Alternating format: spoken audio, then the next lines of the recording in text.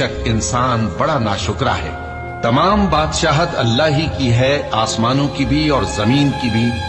वो जो चाहता है पैदा करता है, जिसे चाहता है बेटियां अता करता है और जिसे चाहता है बेटे बख्शता है, या उनको बेटे और बेटियां दोनों इनायत फरमाता है, और जिसको चाहता है बे औलाद रखता है। वो तो जानने वाला है, कुदरत वाला है, और किसी आदमी के लिए मुमकिन नहीं कि अल्लाह उससे बात करे मगर वही के जरिए या पर्दे के पीछे से या कोई फरिश्ता भेज दे, तो वो अल्लाह के हुक्म से जो अल्लाह चाहे इल्का करे।